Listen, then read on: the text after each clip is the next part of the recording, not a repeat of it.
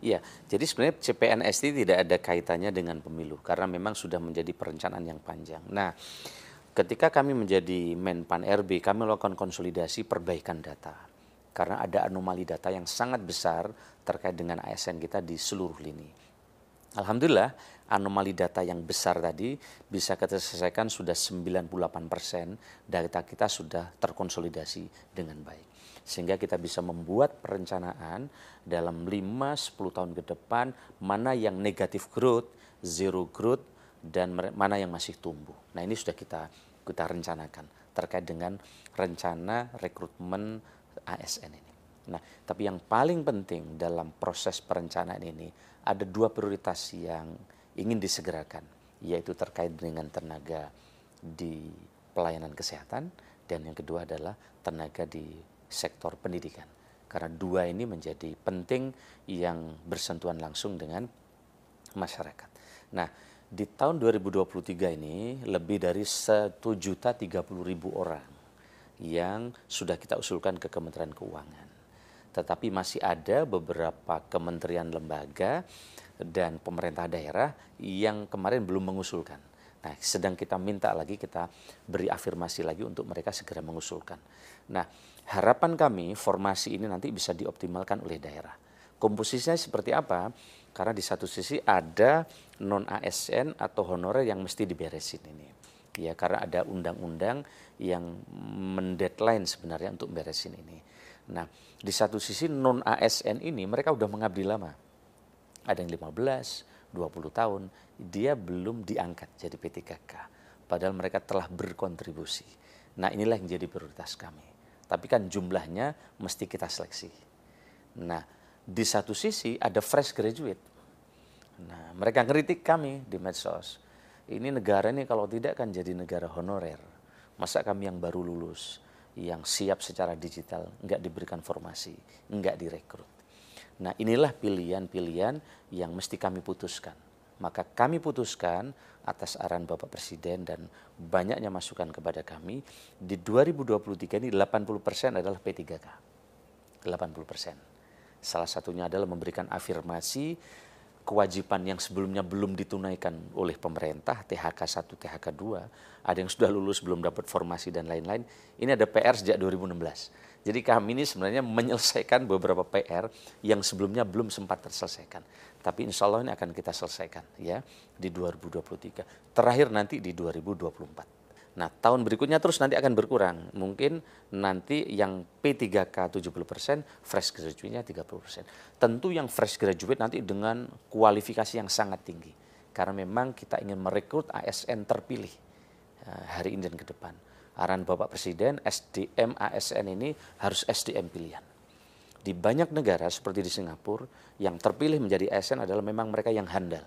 Ya, tidak ada lagi ke depan istilah rekrutmen ASN itu seperti istilah yang dulu-dulu. Itu istilah misalnya ASDP, anak saudara dan ponakan, nggak ada lagi. Karena sudah sistemnya sudah pakai sistem CAP, nggak bisa lagi diintervensi. Atau sistemnya PDAM, ponakan dan anak menantu, nggak bisa lagi. Nah, kualifikasinya akan ditinggikan.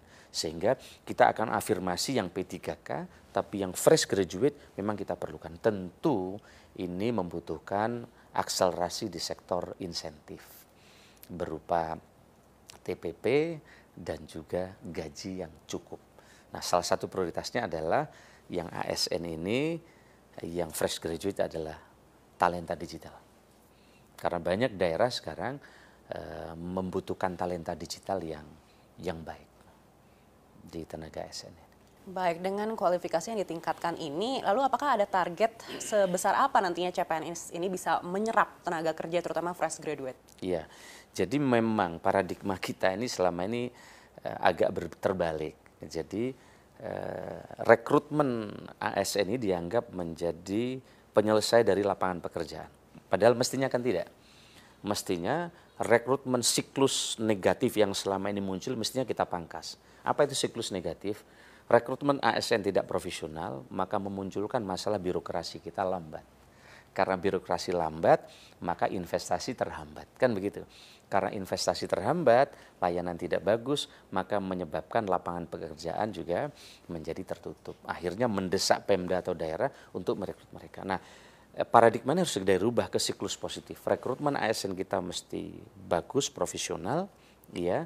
Dan ke depan kalau profesional, birokrasi kita akan hebat, investasi meningkat dan akan menciptakan banyak lapangan pekerjaan sehingga tekanan ke daerah untuk merekrut lapangan pekerjaan ini akan berkurang. Nah, inilah tarik menarik yang sekarang terjadi.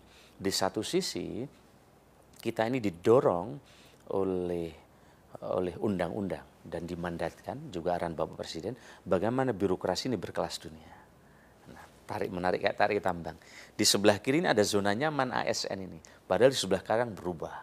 Nah, inilah yang sekarang tarik menarik tambang ini yang menurut kami harus didorong untuk dimenangkan ke yang kanan, yaitu birokrasi berkelas dunia.